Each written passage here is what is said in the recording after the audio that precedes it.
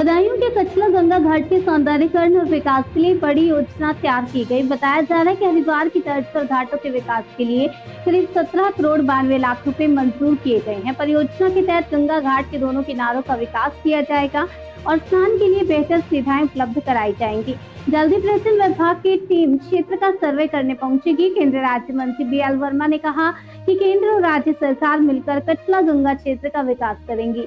उन्होंने कहा कि विकास कार्य में जो भी कमी होगी उसे पूरा सरकार करेगी। इस दौरान तेल बचत को लेकर भी लोगों से अपील की गई और कहा गया कि तेल की खपत कम करने से देश का पैसा बाहर जाने से बचेगा। वहीं नीट परीक्षा मामले पर केंद्रीय मंत्री ने कहा कि अगर कोई गलती करता है तो उसे सजा मिलेगी और दोषियों के खिलाफ लगातार कार्रवाई की जा रही है।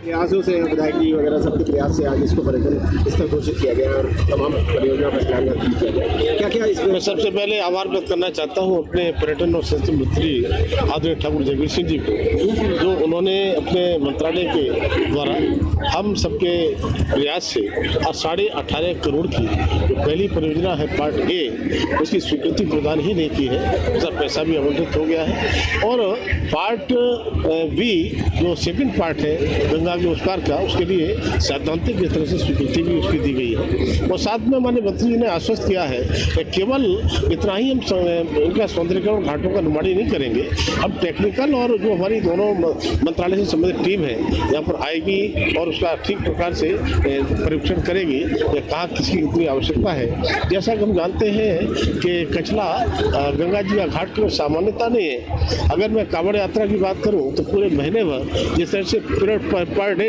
लाखों के तादाद में लोग यहाँ पर कांवड़ी आते हैं, जिस तरह से पूरा महीना रूट डाइवर्ट होते हैं और पूरे कितने दिनों का फोर्स यहाँ पर आता है, माननीय मंत्री जी ने उसको भी देखा है। और मैं कहूँगा चाहे कपोड़ा मेला हो या कचरा गंगा जी के घाट का हो, ये माननीय मंत्री जी ने जो हमको सौगात दिया है इसके लिए बधाई देना चाहता हूँ। और मुझे लगता है ये प्रयास ये प्रारंभिक है और अभी इसमें बहुत कुछ होना बाकी है। माननीय मंत्री जी ने अपने शब्दों में कहा भी। नीट परीक्षा के लिए बहुत सवाल उठ रहे हैं। सरकार ने दोबारा परीक्षा कराने का आश्वासन दिया है, मगर छात्रों का भविष्य खराब हो गया है। देखिए, अगर इस प्रकार की कहीं त्रुटि होती है और कोई गलती करता है तो सजा मिलती है। ऐसा नहीं है कि गलती करने वालों को सजा न मिले, लेकिन किसी प्रकार से जो हमारे छात्र हैं उनके साथ में कोई भेदभाव ना हो, उनके साथ अहित ना हो, इसलिए सारा खर्चा सरकार उठा रही है। दोबारा से परीक्षा कराने का उनको कोई फीस नहीं दे रही है, उनको कोई खर्चा नहीं डाल रही है। तब मैं कह सकता हूँ कि भारत सरकार पारदर्शिता के साथ में छात्रों के हित में खड़ी है, खड़ी रही। CBI जांच हो रही है, उम्मीद है जल्दी कुछ गिरफ्तारियां भी हो गई हैं। नहीं, गिरफ्तारियां हो गई हैं और हो रही हैं। इस प्रकार कृत्य करने वाले लोग किसी को बख्शे नहीं जाएंगे, तो निश्चित रूप से उनको जेल जाना ही पड़ेगा।